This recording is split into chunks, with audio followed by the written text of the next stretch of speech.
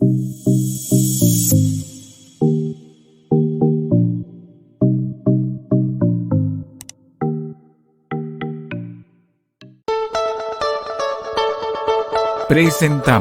la entrevista de la semana por Atacama Rec TV.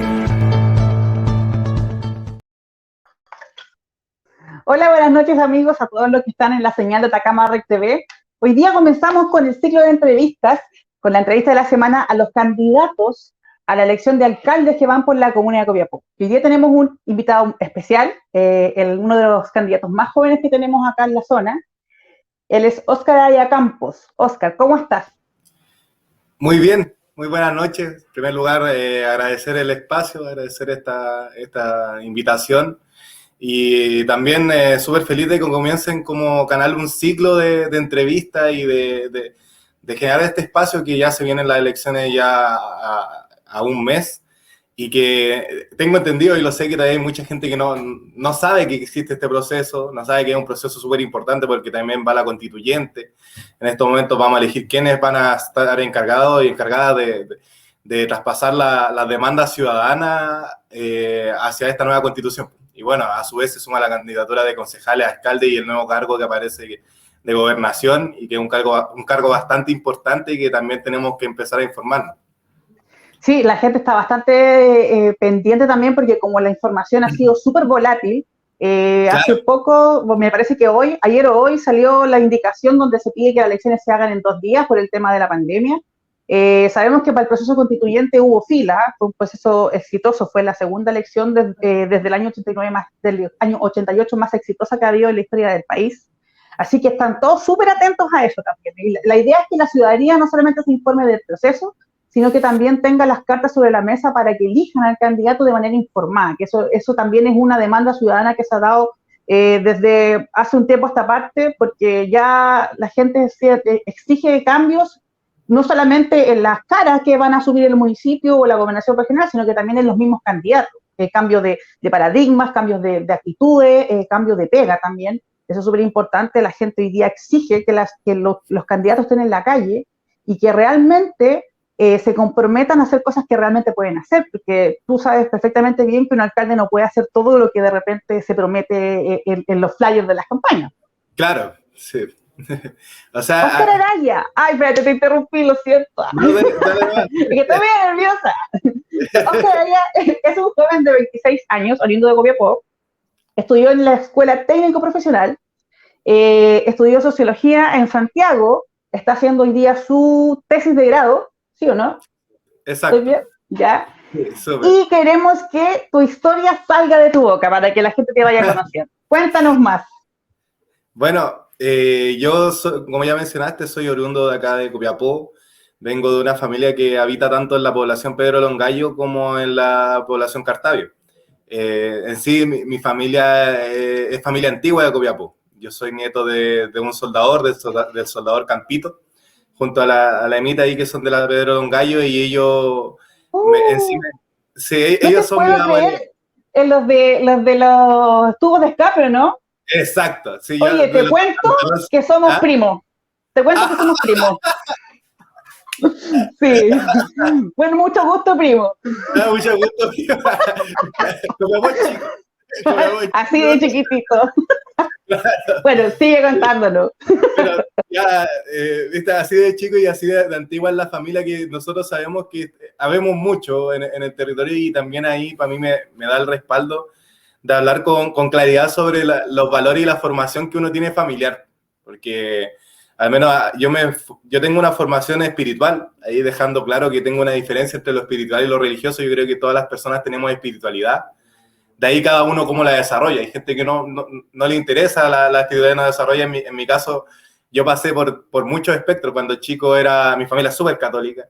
Tengo formación jesuita y franciscana. Yo ahí fui acólito cuando niño, de estos que ayudan al cura. De esos que yo era acá en Cartavio y también en Pedro Longallo con lo que son las ollas comunitarias, las actividades sociales. Mi abuelo y mi abuela siempre estuvieron trabajando en ello. Entonces yo me crié con esa base social y en entender como el amor hacia el territorio y hacia donde uno habita y cómo uno también tiene que proyectarse en comunidad y no solamente en lo personal. Entonces, desde ahí estudié también en la escuela Pedro Longallo, en la 21, de la escuela donde comencé con mi formación ya medioambientalista, junto a la profesora Doris Cepeda y a la profesora Lorena Barahona, muy buenas profesoras que iniciamos como forjadores ambientales.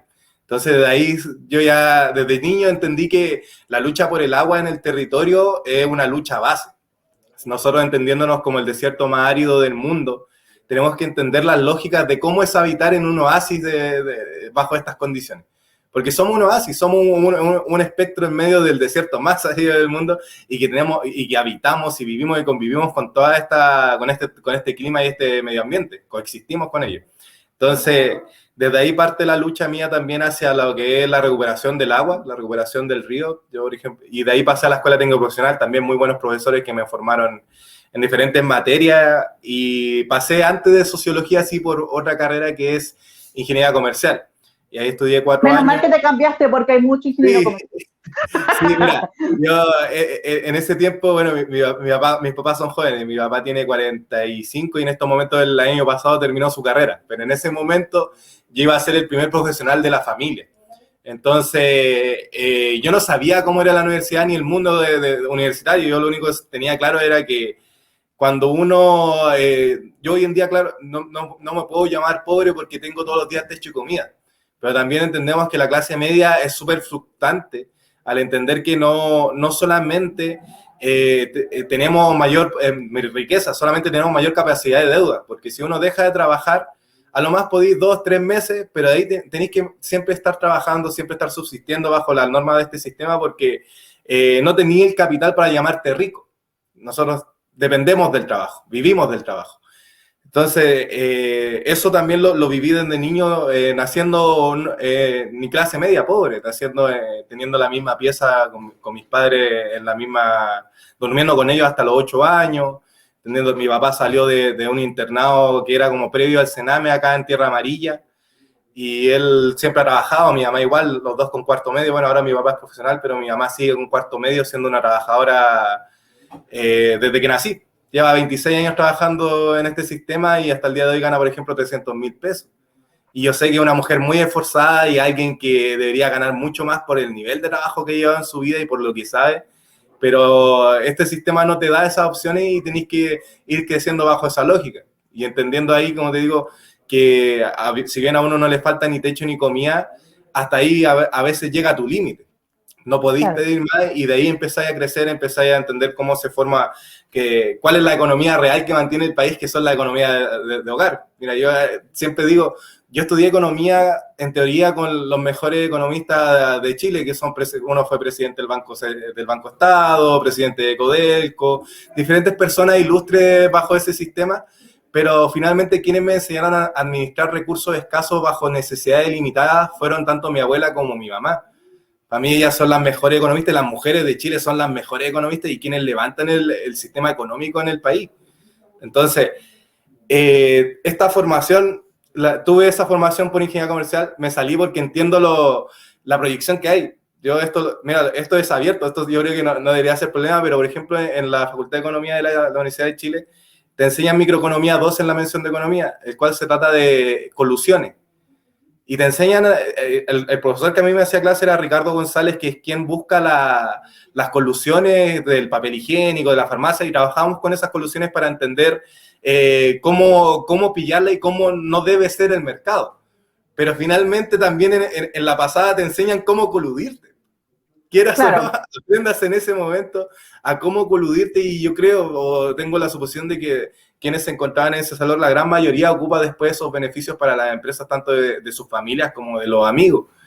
Entonces, en esos puntos yo decidí salirme de ese espacio de estudio, entender que hay economías que podemos llevar hacia otros niveles, hacia otros espectros, y que no necesariamente tienen que ser hacia la economía neoliberal.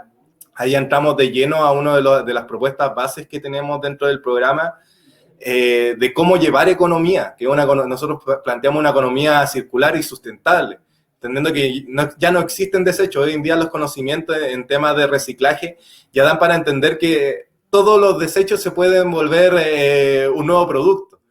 Y entender que también el nivel de explotación de un territorio, entendiendo las mismas lógicas del neoliberalismo que te dicen, tenemos necesidades ilimitadas. Eso es una falacia, porque no puedes tener, el ser humano per se es un ser limitado.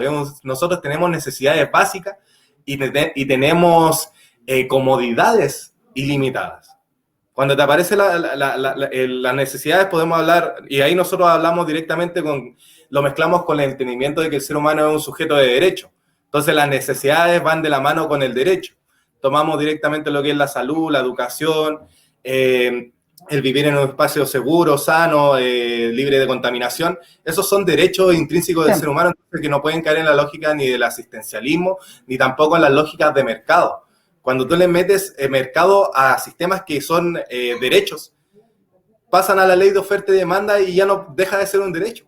Entonces, esas son las lógicas que nosotros tratamos de romper con nuestra propuesta, y también lo justifico también desde la formación tanto, ¿cómo decirlo?, académica, como desde la formación de vida que uno tiene, que también es, como te digo, creo que las mejores economistas están en las casas de hogar más que en una institución hoy en día, porque son las que conocen el sistema desde el consumo más básico hasta el más alto. Mira, Oscar, antes de que pasemos a las propuestas propiamente tal, porque tenemos tiempo limitado, eso sí es limitado, sería importante que nos contaras más o menos cómo nace este proyecto de candidatura.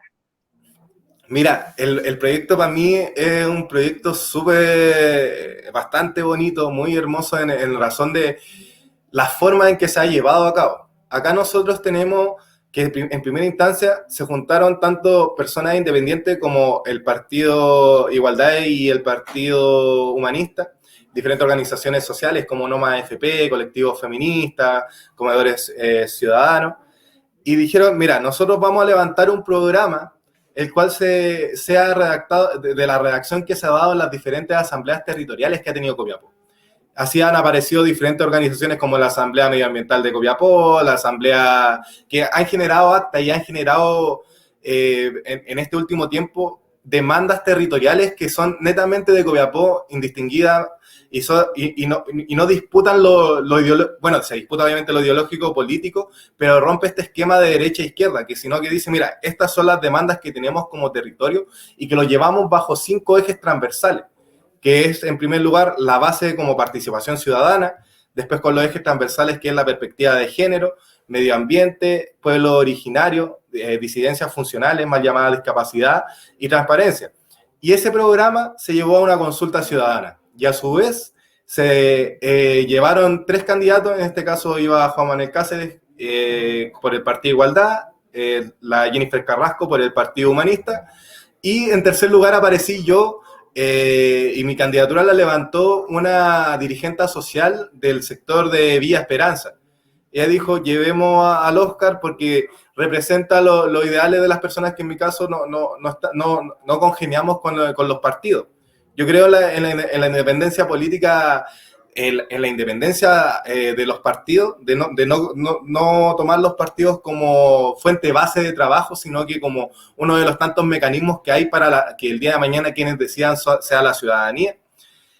Pero entendiendo que sí soy dependiente de un programa social que todos decidimos. O sea, mi independencia llega hasta el programa, porque el programa lo construimos entre todas las personas. Y ahí en esta consulta ciudadana, el programa fue aprobado con un 98%, que fue una consulta abierta para toda la ciudadanía de Copiapó. Por los tiempos no logramos hacerlo muy masivo, tuvimos una semana para darle difusión. Igual participó bastante gente para el tiempo de difusión que tuvimos y no tener los medios de comunicación a nuestro favor. Tanto salió el programa aprobado con un 98% y salí electo yo para representarlo. Y ahí es donde ya nace este proyecto popular. Por eso nosotros, igual obviamente hoy en día, lo que a nosotros nos deja muy felices es que cuando estamos haciendo territorio, cuando hacemos campaña, cuando vamos a conversar con la ciudadanía, nosotros, ¿qué es lo que le prometemos? Les prometemos que todas las demandas sociales que hoy día que se llevan en las calles y con las que conversamos, son las que vamos a seguir disputando como organizaciones sociales, tanto en el poder y en las calles como en las urnas. porque esa es nuestra lucha. Nosotros peleamos, tratamos, hoy en día entendemos que hay que pelear en todos los espacios sociales, hay que disputar todas las formas de gobernanza que hoy en día existen. Entonces, entendiendo este espectro social de hoy en día, nosotros llevamos este proyecto popular y lo seguimos construyendo día a día con la misma ciudadanía. Ahora, me gustaría hacerte una pregunta porque te estaba escuchando. Mucho se habla de lo independiente hoy día, que no es lo mismo que la libertad, ¿ya? Sí. Pero ¿tú catalogarías esta candidatura y este proyecto como un proyecto de izquierda sin partidos políticos o sin los partidos tradicionales de ser políticos de izquierda? Sí, bueno, este es un proyecto popular sin los 30 años. Este es un proyecto netamente territorial. Es un proyecto que nosotros no podríamos traspasar a otro territorio porque esto lo levantamos nosotros y nosotras como copiapinos. Entonces, acá una de las lógicas que nosotros rompemos directamente es el centralismo político.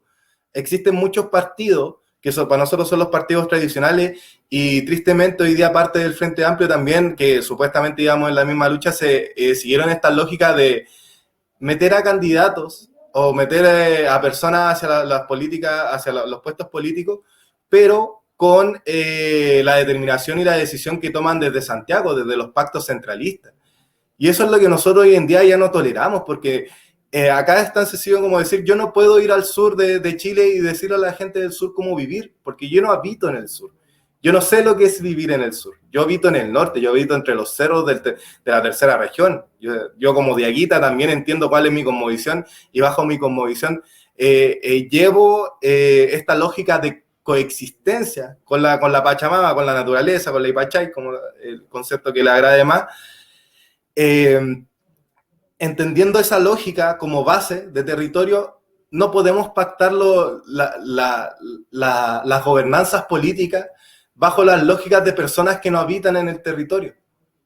O que digan, no, es que tú puedes ser la mejor persona para allá, pero yo nunca he sabido cuál es tu trabajo allá, solamente te elijo porque a nosotros nos correspondió la primera región, a ti la segunda, porque finalmente lo hacen igual que el sistema de mercado, se distribuyen y los monopolios, al final prácticamente, y acá vemos un duopolio, que casi duopolio pasa a ser una clase social tratando de mantenerse en el poder, porque también disputemos que acá no existen clases políticas.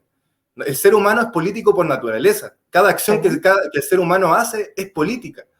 Entonces, que digamos que existe una clase política, entremos en ese juego que son de los 30 años, de decir, no, es que si no estáis en el duopolio no vas a poder generar cambio porque no entiendes el sistema, porque por esto, por lo otro.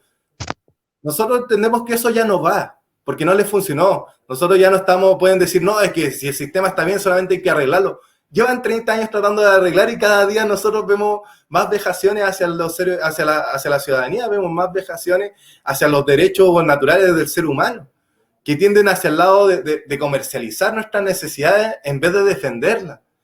Bajo este sistema global, entendiendo que hoy en día somos cada vez más dependientes de la economía global, que siempre lo hemos sido al ser un país monoexportador. Pero hoy en día los tratados de libre comercio, como el TPP-11, nos van a condicionar nos condicionan cada vez más a depender de otro país y de las importaciones de otro país. Acá nosotros ahí directamente peleamos, por ejemplo, acá no queremos acabar con la agricultura, queremos potenciarla hacia lo que es la agricultura de diferentes alimentos, entendiendo que no podemos seguir trayendo frutas tan del sur, que aumentan los costos, pero garrafalmente, no solamente por el traslado, sino que por mantener en la cadena de frío y todo lo que conlleva eso, teniendo un valle apto para el cultivo. Cosa que antes existía, que era el pueblito San Fernando, hoy en día está lleno de viviendas, todo el espacio que debiese ser para cultivo. Esto acá ya lo llevamos incluso a conocimientos globales, donde vemos que en el Medio Oriente, hace cientos de años, ellos ¿qué siempre han hecho?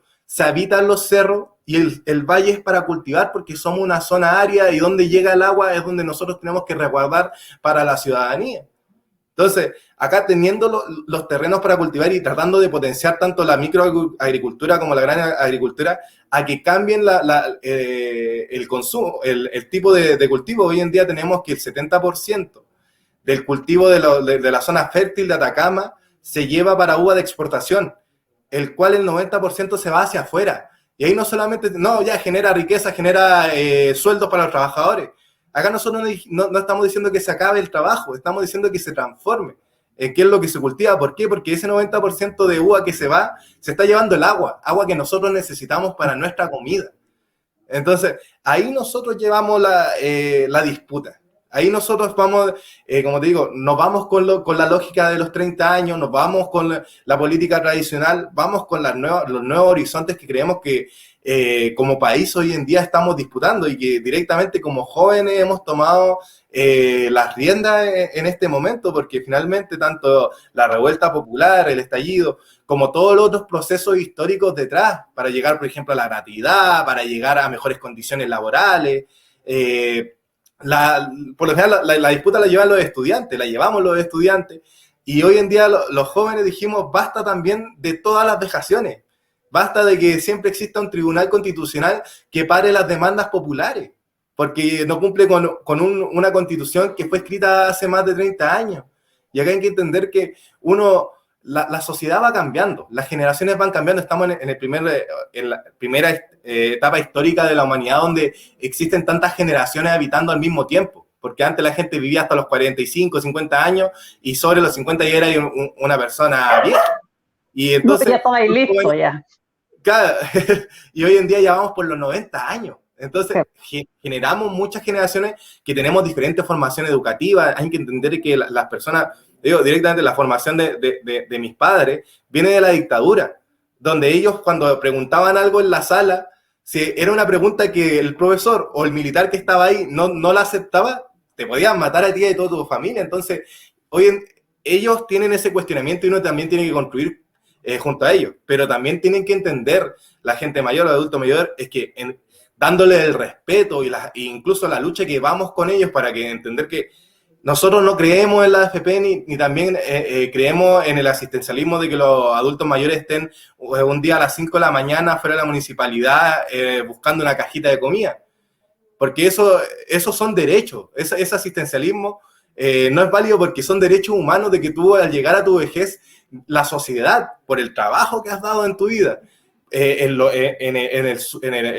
el agregado, te tiene que llevar a condiciones dignas, porque si nosotros no dignificamos la adultez, al adulto mayor, ¿qué es lo que nos queda para las generaciones que venimos después? ¿Cuál es nuestro futuro de decir voy a llegar a los 90 años pero trabajando?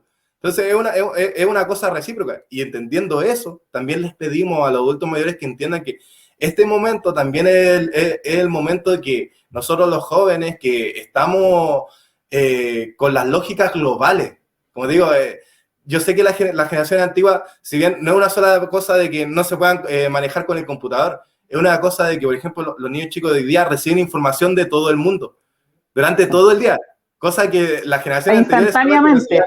Instantáneamente, ¿cachai? Y antes la información te llegaba a desfase, era de solamente una parte del mundo, entonces uno toma experiencias distintas desde que nace hoy en día a las generaciones antiguas, y entonces se desarrolla y entiende el mundo diferente.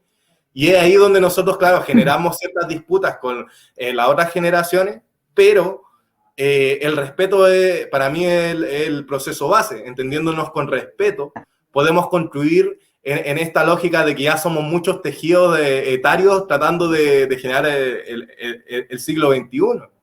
Sí, porque dentro de lo que yo te estoy como escuchando, es algo que se viene planteando hace mucho tiempo, quizás sin una respuesta como sólida. Así, por ejemplo, el adultocentrismo que existe hoy día, no solamente en tu casa, ¿cachai?, en el día a día, sino que también existe en las esferas políticas, donde aparte de eso se toma en consideración solamente un rango etario.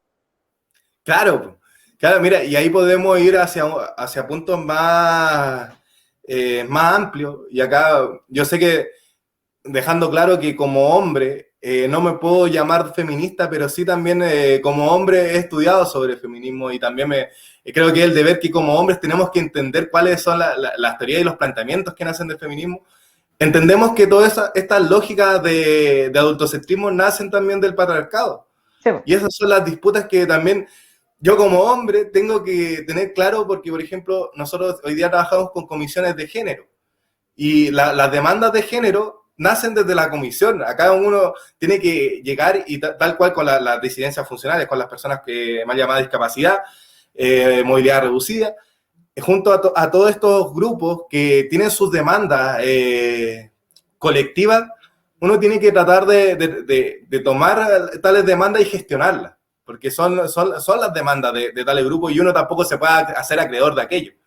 Y entendiendo eso, a mí lo que me conlleva ahora decir, ¿cachai? Es disputar este espacio también con esta perspectiva de acabar tanto con el adultocentrismo como con el patriarcado.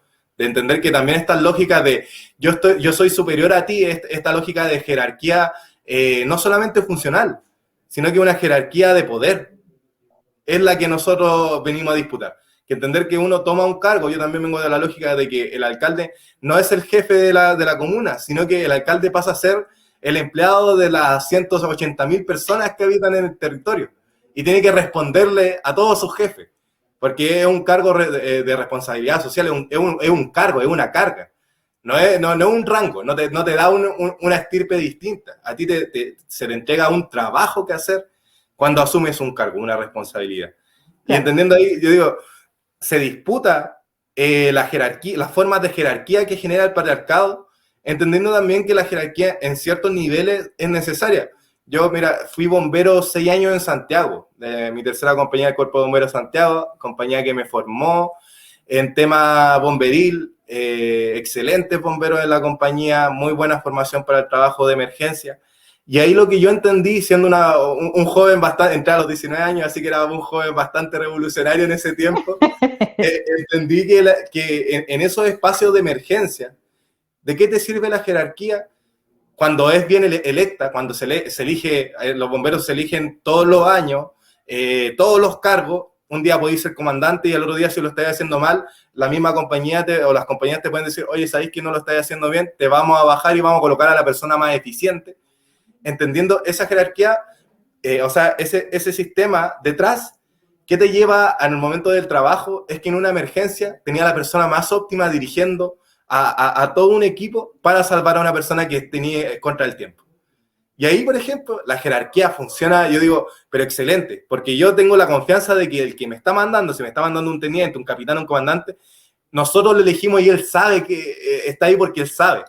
Y yo voy a ir y voy a trabajar de la forma en que me dicen, voy a tirar agua acá o no. Obviamente a veces hay personas que se equivocan y tú decís, oye, por mi seguridad yo no voy a ir para allá, y también se respeta.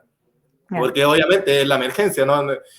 Somos pocos los que ya nos arriesgamos a decir vamos a combatir el fuego o cualquier otra catástrofe, y más encima exponerte a tus miedos es complicado, ¿se entiende? Pero dando ese tipo de trabajo detrás, por ejemplo, podemos ver que la jerarquía funciona en ciertos aspectos, pero no así la puedes llevar a un sistema de poder en tu diario vivir. No la puedes llevar a decir, yo soy más persona porque tengo estos cargos, o yo tengo más valor que tú porque tengo estos cargos. Entonces ahí ya entramos a la lógica del poder, que obviamente esa disputa la plantea el feminismo y es de donde nacen diferentes ramas teóricas que te mencionan la ruptura hacia el patriarcado. Oye, Oscar, hablemos un poco de contingencia. Todos sabemos, o la mayoría, porque también se habla súper poco, o se habla durante una temporada y después se cambia el tema que se posiciona en la prensa. Respecto a los déficits que trae la Municipalidad de Copiapó, nosotros sabemos que esto ya viene 30 años, ¿ya? ¿Cómo plantean ustedes que esto se puede solucionar? ¿O cómo plantean que ustedes le podrían dar una solución para que comience a ese engranaje a funcionar de mejor manera? Mira, nosotros acá vamos con un trabajo base y una propuesta ya concreta del programa, que es llegar a la municipalidad y hacer una auditoría de todas las direcciones. Yeah. Haciendo esta auditoría, nosotros prometemos que trimestralmente va a llegar tal cual la boleta de luz y agua a las casas, el estado financiero de la municipalidad y a su vez de cómo se va a distribuir el presupuesto. Y en ese mismo espacio es donde nosotros buscamos la democratización del presupuesto, porque existen mecanismos que ya están establecidos bajo la ley y los cuales también podemos generar algunos otros para que, por ejemplo, se juntan 100 firmas y se lleva ya a discusión algún punto de la programación que se tiene del presupuesto. Tanto que obviamente ahí se va a mostrar cuánto es el déficit con el cual vamos a encontrarnos con la municipalidad y cuál va a ser el sistema de trabajo para subsanarlo. Y ahí, como te digo, el presupuesto obviamente es muy variado por cada directorio, los fondos son en torno a las diferentes conexiones que se pueden hacer con los ministerios y también con lo que dispone el gobierno. Entonces, y también entendiendo que la municipalidad es autónoma y tiene sus propios recursos. Entonces, entendiendo ese juego volátil, hoy en día no podemos decir, no, mira, vamos a tirar tantos millones para cultura, tantos millones para salud, pero sí se promete que en su estructuración, como tú preguntabas, ¿cómo vamos a solucionar este problema? Directamente queremos democratizar el presupuesto. Queremos que como ciudadanos entendamos en qué se está gastando el dinero de Copiapó, que si existe, por ejemplo, que es lo que nosotros queremos evitar completamente, lo que son los tratos directos, y lo cual lo puedes evitar con una buena planificación. Si ese es el tema, tú teniendo una planificación ordenada, independientemente incluso de que si es que nace una emergencia, ya puedes tener a un proveedor o incluso potenciando cooperativas bajo un escenario que es la idea, una de las ideas que también de cómo propulsar economía, que no solamente propulsar a las MIPYMES que hoy en día ya existen, sino que también otras formas de generar economía. Bajo esa lógica, creemos que se puede romper completamente el desconocimiento y los procesos de déficit que se puedan generar, y que si llega a haber algún déficit por catástrofe, que creo que es la única respuesta que pueda existir, obviamente se tiene que demostrar, se tiene que decirle a la ciudad, mira, en estos momentos ya no podemos cumplir con el programa porque se nos vino un aluvión, se nos vino un terremoto, se nos vino cualquiera de los catástrofes sociales y territoriales que tenemos en Chile. ¿Qué pasa en Copiapó cada 2 años? Claro, ¿qué pasa? Claro, no sucede. No es algo inventado, ¿cachai? Es algo que pasa y que con el calentamiento global cada vez va a ser más, con periodos de tiempo más cortos. Claro, y acá, obviamente, igual, acá hay que dejar claro que, por ejemplo, mira, lo único natural de Atacama son los terremotos, pero los aluviones, si bien son cíclicos, se transforman en aluvión cuando el territorio no es óptimo para recibir esa cantidad de agua. Y el río tiene su trayectoria ya prescrita. Se sabe que el río antes pasaba por carrera y por algo la inundación de los aluviones. Como Carrera y su río. El río se bifurcaba anteriormente, entonces tomaba tanto Carrera como Copayapo. Entonces, ¿qué es lo que hace cuando viene con las grandes aluviones, o sea, con las grandes caídas de agua en corto tiempo? Toma su cauce natural. Y eso es lo que nosotros, entendiendo que esa lógica, que sabemos que en Copiapó hay aluviones, ya no basta decir no, porque ¿qué pasó con el aluvión? No, es que el río ya se secó, ya no va a volver nada, construyamos al lado del río, si ya lo secamos, porque el río no se secó porque se quiso secar. El río se secó por saqueo. Directamente el río ha sido secado porque por algo la agricultura de monoexportación ha podido mantenerse todo este tiempo que nosotros no teníamos agua. Cuando yo soy de Cartavio, acá en estos momentos estoy en mi casa en Cartavio, del 2000 al 2015, habían horarios, y no soy de Cartavio Alto, no digamos que soy de la nueva, de Alto Cartavio, que es población nueva. Nosotros, la casa tiene mucho tiempo atrás, el territorio, nosotros llegamos acá en el 97. Entonces podemos decir que para el 2010 no deberíamos tener ya problema de agua, porque ya había red de agua. ¿Y qué pasaba? Si me bañaba a las 7 de la mañana, el chorrito de agua no me daba para bañarme. Me tenía que levantar a las 6 porque sabía que después entre todos los vecinos nos levantábamos a las 7 y ya no hay agua. Y de un horario no había agua, o abrir la llave salía café, salía blanca. Entonces, todo eso nosotros lo vivimos como una sequía donde todo Copiapó no había nada verde. La gente no salía, no se recreaba en las plazas porque el sol nos mata. Desde las 12 a las 4 de la tarde nos mata el sol directamente. No puede salir si es que no tiene sombra. Entonces, y eso dándose mientras se seguía, las exportaciones de uva iban en la alza. Los territorios tienen plantaciones hasta casi encima de los cerros. Y eso es lo que nosotros hoy en día disputamos, de que ya vamos a plantar hasta los cerros, pero plantemos en los cerros, pero por necesidad territorial. Plantemos en los cerros y sacrifiquemos, porque literalmente plantar con el agua del río es un sacrificio a ese nivel, porque no deja que el río siga su cauce natural, y eso es lo que genera todas las problemáticas, tanto de sequía como de aluviones y todo esto es extremo. porque uno pasa a ser algo que interviene y el clima se vuelve extremista. Sí, si tuviéramos más árboles, ayudaríamos al suelo a contener el agua. A contener el agua, tal cual. Son cosas Sí. tan básicas que uno, quizás ya caigamos en la duda y decir, mira, puede que sea porque nosotros por ser más jóvenes y por el conocimiento global que hemos adquirido, por tanto por los avances tecnológicos como por la educación, entendemos que los árboles sirven para retener el agua. Pero también acá tenemos respuesta con la cosmovisión de los pueblos originarios. Los pueblos originarios tenían claro que si instalabais todos esos árboles, después iba a venir un aluvión. Y que había que no habitar en ciertos lados porque el río tenía cierto comportamiento. Claro. Entonces, los conocimientos estaban. Ahora ¿le hacemos caso o seguimos tomando los catástrofes como contingencias políticas? Es que esto es como lo mismo que se planteaba en la epistemología del sur, donde se deja sin efecto los conocimientos de las cosmovisiones de los pueblos originarios de cada país de Latinoamérica. Si eso no solamente pasó acá en Chile, pasó en todos lados, y eso hoy día, los que podemos entender, los que hemos estudiado este tema, sabemos que fue un error garrafal. O sea, por ejemplo, yo vivo al lado del río y esto fue, que no nos haya llevado el río fue como una casualidad.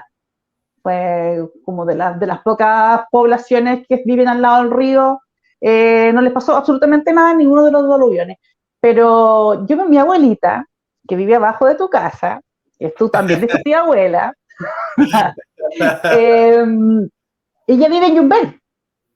Yeah. Y ella nos comentaba que las casas de Hierbas Buenas, de Rodríguez, de Yumbel, tienen las ventanas abajo porque antes no estaban abajo.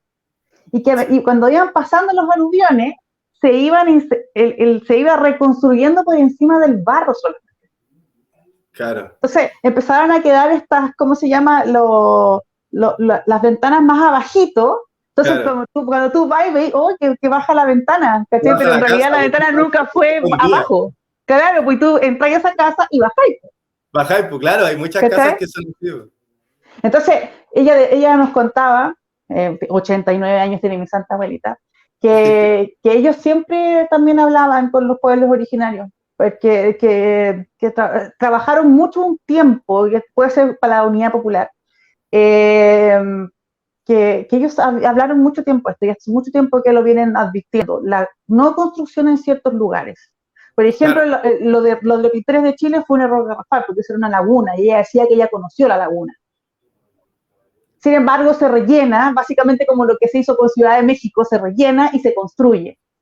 Entonces, los pintores están destinados a que cada vez que tengamos un episodio como los que tuvimos en el 2015 o 2017, le vuelva a pasarlo. Sí, pues esa es la gran problemática que hoy en día, claro, ¿cómo trabajamos con los territorios que ya están construidos y que obviamente acá la prioridad, por ejemplo, en viviendas sociales o en el uso de trabajo hacia lo que como digo, viviendas sociales, tenemos que atacar directamente primero con las personas con mayor necesidad y no podemos ir y sacar a las personas que ya han construido sus casas y en esos territorios, pero se pueden buscar otras formas, se puede buscar entender que ahí hay una laguna, desviar el río, desviar a hacer canales como corresponden, hacer que el sistema de alcantarillado reciba el agua como corresponde, porque yo veo esta misma cantidad de agua caída en otras ciudades y no solamente por la tierra, sino que porque el sistema de alcantarillado responde, el agua fluye y que llegue directamente, porque acá tenemos napas debajo de nuestro suelo que están secas. Tal cual como hacen bombas de agua para sacar agua de esas napas, podemos dejar bombas y espacios destinados para que esas napas se vuelvan a rellenar a medida de que hay en estos cataclismos. Entonces, acá hay otra idea. También, por ejemplo, yo estuve trabajando un tiempo con las tomas de la Juan Pablo, estuve directamente ahí en la zona de riesgo, que son las personas que finalmente le dice el Estado de Chile el día de mañana, oye, te tenemos que sacar de este lugar, porque no es un lugar habitable.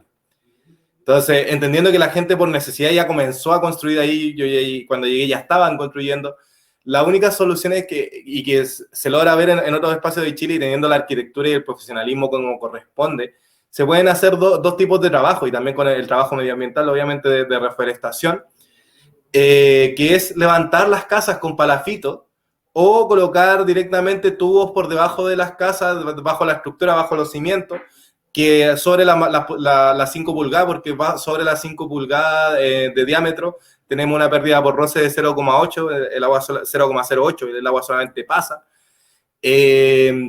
Podemos volver habitables terrenos que supuestamente no son habitables, con conocimiento, con ciencia, obviamente, con la arquitectura, como te digo, con los procesos medioambientales, con todo lo que conlleva el hacer habitable una zona que supuestamente no lo es. Directamente, hoy día la carrera hacia Marte, hacia lo que es la colonización de Marte, es real. No es un sueño de ya están proyectados los viajes y la gente y todo. Si se puede, si hoy día las tecnologías y los conocimientos están para habitar en Marte, siendo que Atacama tiene los territorios que son más parecidos a Marte. Parecido a Marte. Exacto. ¿Cómo no vamos a poder llevar nuestra ciudad y nuestras demandas sociales a tales conocimientos?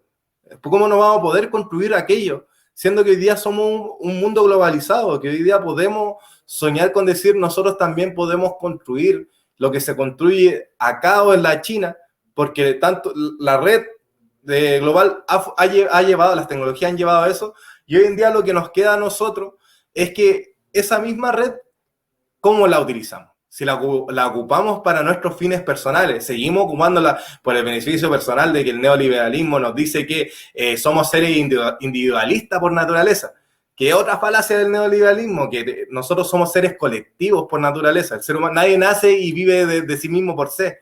Todos necesitan, incluso la persona que se vuelve ermitaña, tiene que pasar por un proceso social para posteriormente ser ermitaño. Entonces, oye, la tendencia va directa. Sí. Mira, nos quedan como 14 minutos, 13 minutos. Así que te voy a hacer 3 preguntas de política ficción, que me encanta, y Juan Domingo sabe que me encanta la política ficción. Un saludo a Juan Domingo, que también está en tu tipo de campaña. Mira, el tema del agua a mí me fascina y creo que hay muchas que no también, pero yo veo algo que no se ha dado mucho y que te preguntaría, que te voy a dar 3 minutos para que lo contestes. Siento que no hay conexión entre los municipios de Copiapó, Tierra Amarilla y Caldera frente a este tema, siendo que es la misma ribera del río la que nos alimenta, ¿ya? Y sabemos que el río llega hasta un poco antes de Tierra Amarilla y después se pierde. O sea, de la ciudad de Tierra Amarilla, no de la comuna de Tierra Amarilla. ¿Cómo plantearías tú esta comunicación con los municipios? Porque yo he visto muchos alcaldes de Tierra Amarilla y todos hemos visto muchos alcaldes de Tierra Amarilla pasar, que hablan de este tema del agua, pero finalmente queda en eso y después finalmente queda ahí en el mismo sitio y después sigue sin pasar el agua a Copiapó y sin pasar el agua a Caldera. ¿Cómo solucionarías políticamente tú ese tema? Sí, mira, nosotros en el programa vamos con la respuesta a esta problemática. Nosotros lo que estamos planteando acá es un banco de agua. ¿A qué se refiere este banco de agua? Hay que entender que Copiapó, la municipalidad de Copiapó, hoy en día tiene el 100% de las aguas superficiales del distrito 9, que es el distrito de Copiapó. Toda la cuenca de Copiapó se distribuye por 9 distritos, de los cuales Copiapó es el distrito 9. Perdón, por 11 distritos, y el distrito de Copiapó es el distrito 9. De ahí tenemos ya Tierra Amarilla, que es el distrito 7, y el pueblito de San Fernando, que es el distrito 8. Entonces acá, ¿cuál es nuestro primer nexo directo? Es que este banco de agua, es que la MUNI exija que esa agua llegue hasta Copiapó. Que ya estamos hablando prácticamente de un poquito menos del 50% del agua superficial del agua superficial de la cuenca de Copiapó.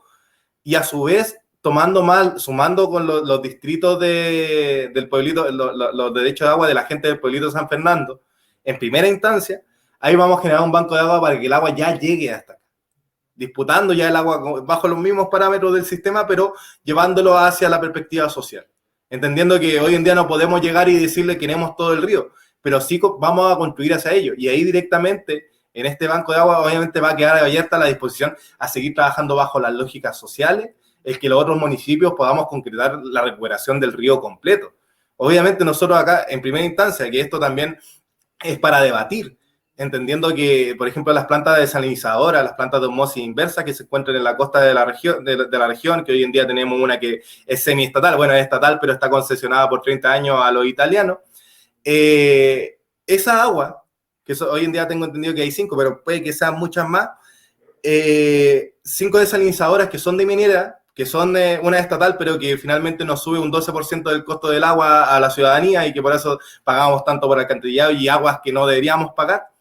esa agua ocuparla directamente para agricultura y minería. Puede ser una opción, son cosas que se tienen que debatir. Pero el río, ya entendiendo que nuestro río no es un río que da mucho abasto hacia el consumo completo de las necesidades que hoy día tiene la región de forma industrial y también humana, podemos tender acá en la proyección de largo plazo a poder tener una recuperación del río completa. Y eso va de la mano con el trabajo con el resto de municipalidades, pero obviamente tenemos que partir por casa, tenemos que partir con las herramientas que tiene el municipio. Y desde ahí queremos construir esta lógica de no tener la propuesta de vamos a recuperar el río. No, mira, esto vamos a hacer y esperamos que el día de mañana el resto de municipalidades que vamos disputando por nuestra ciudadanía nos vayamos unificando para una lucha que no tiene clase social, una lucha que no tiene clase política, como yo le mencioné, no tiene nada de eso. La única ideología que hay detrás es el buen vivir. Es la lógica tanto de las cosmovisiones las cosmovisiones de los pueblos originarios, como también la lógica de cómo hoy día nos enfrentamos con los conocimientos científicos que tiene la humanidad, a decir, para vivir el ser humano necesita cierta cantidad de agua. Y desde ahí tenemos que construir. Suficiente, te pasaste los 3 minutos, te pillé, Chanchito. Segunda pregunta. Segunda pregunta. Tú hablaste recién que estuviste trabajando en las tomas, una pega social ahí bien potente con las tomas. Hoy día se ve en las redes sociales y se ve en el discurso muy, muy de la población un ascenso en la xenofobia, ¿ya? Nosotros sabemos que todos estos procesos migratorios que están sufriendo los venezolanos, los colombianos, los hermanos peruanos y los hermanos bolivianos tienen que ver con un tema político. Pero ¿cómo enfrentaría el municipio de Copiapó que esto se acabe? O sea, la xenofobia, que poder entender que estas personas estaban acá por algo y por algo pusieron su casa en la toma, ¿cachai? Que ellos también necesitan ayudas sociales de parte del municipio, que ellos también necesitan un espacio para vivir. ¿Cómo lo enfrentaría Óscar Alcalde? Es que mira, en la administración, en lo burocrático, en lo directo. Te escucho. En la administración, ahí sí. ¿Sí? ¿Se escucha? Ahí sí. Súper.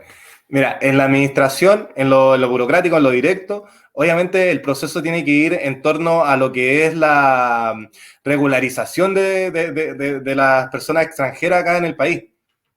Más allá del trabajo que pueda hacerse en tema, como te digo, desde la burocracia, en tema en el lugar social, en primer lugar la burocracia tiene que ver en un tema de regularizar.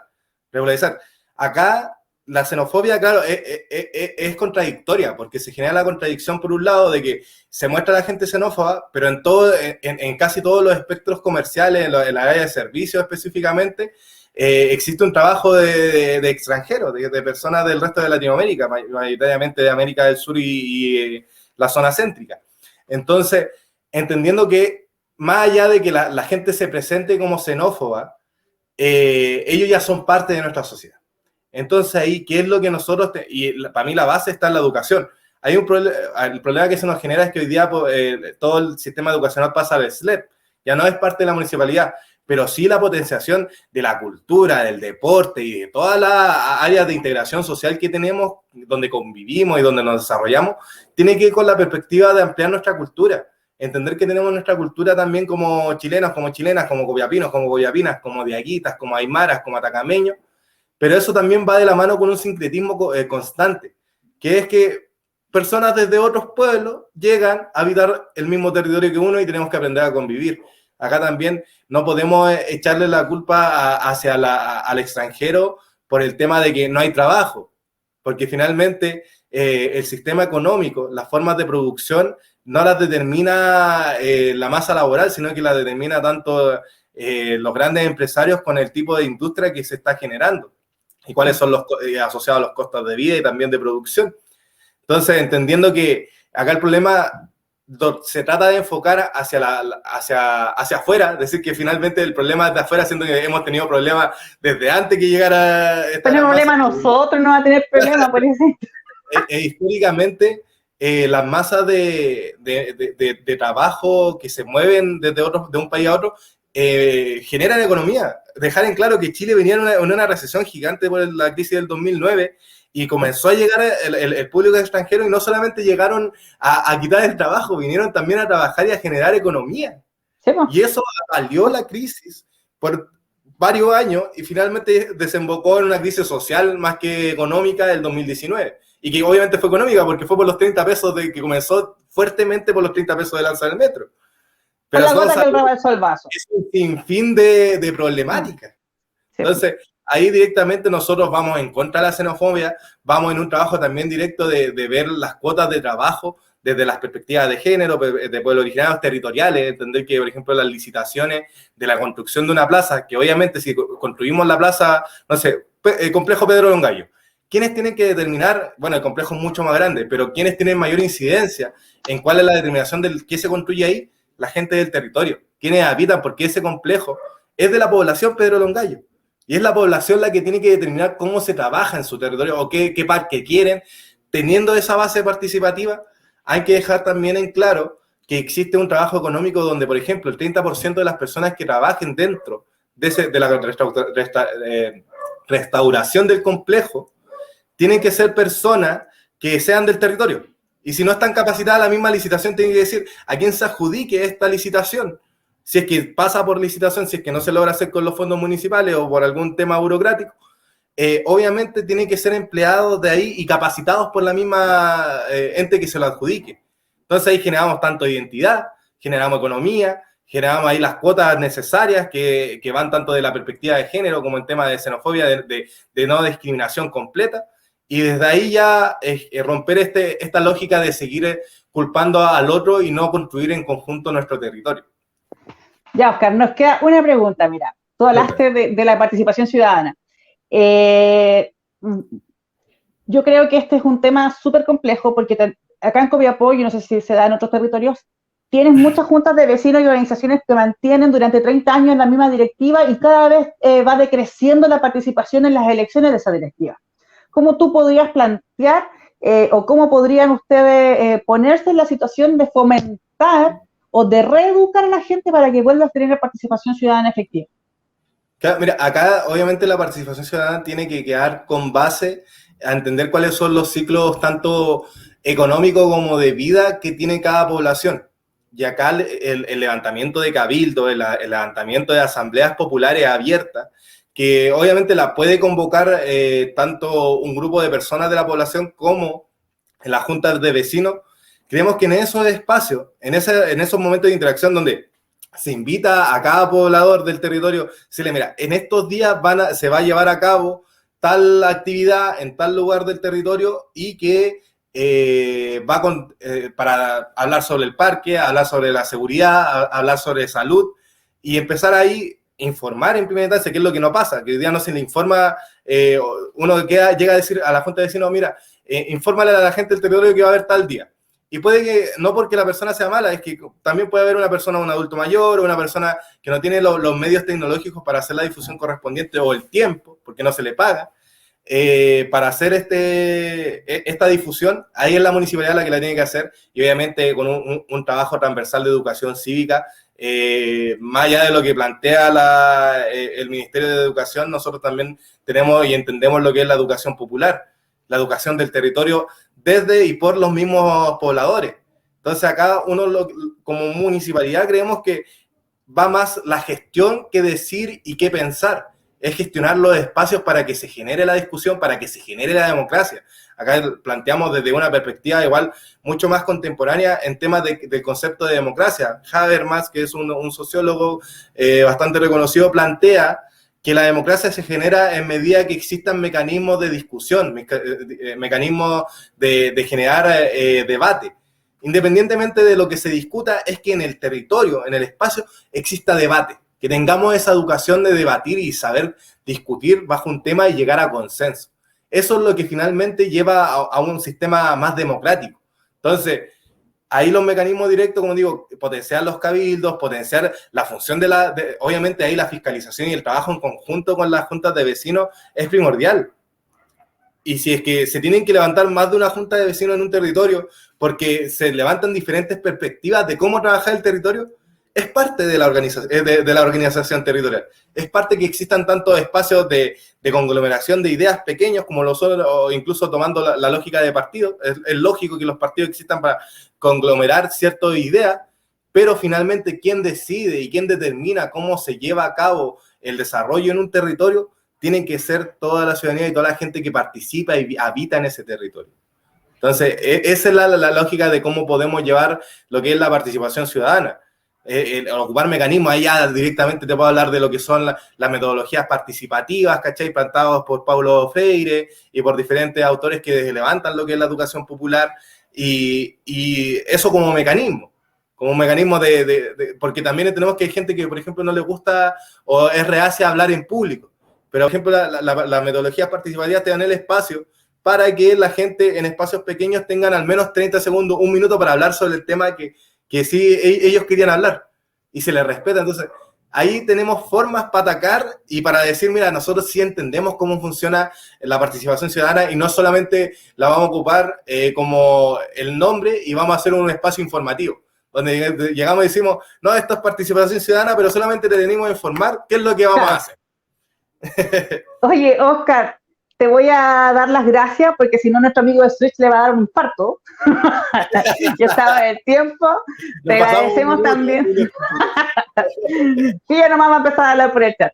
Muchas gracias por tu tiempo. De verdad que se agradecen también estos espacios. Muchas gracias a Atacama Rec Televisión también por darnos la posibilidad de que la ciudadanía conozca a los candidatos, conozca sus propuestas, conozca también su línea de pensamiento y cómo plantean también no solamente ser un candidato, sino que pasar a ser un proyecto ya de comunidad, porque todos hoy día ustedes como candidatos nos están planteando proyectos de vida en ciertos lugares y Copiapó hoy día no puede ser la excepción.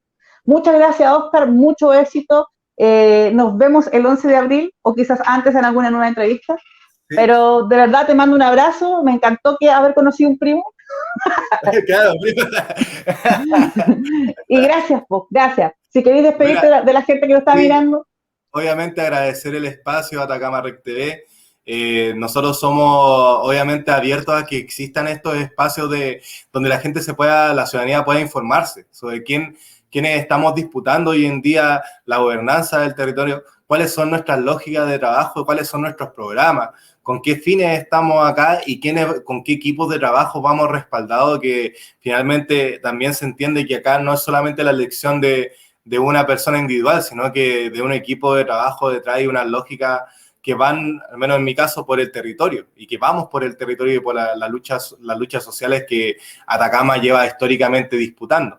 Y obviamente también dejar abierto la solicitud y el agradecimiento a Atacama Rec TV de que en algún momento se puedan hacer debates con todos los candidatos que vamos tanto a la alcaldía, quizá concejales es más difícil porque van como 60 más o menos, en estos días han aumentado. Un poco de personas. Claro, nosotros como candidato a alcalde vamos 5, entonces para mí el ideal es que empiecen a conglomerarse, nos empecemos a conglomerar y tengamos las discusiones pertinentes sobre este proceso democrático y también sobre nuestros programas políticos y con quienes vamos disputando este espacio, porque la ciudadanía, más allá de salir electo, no, la ciudadanía tiene que estar informada. Tenemos que estar informados sobre cuáles son las lógicas de trabajo que va a tener la organización social y burocrática en los siguientes 4 años.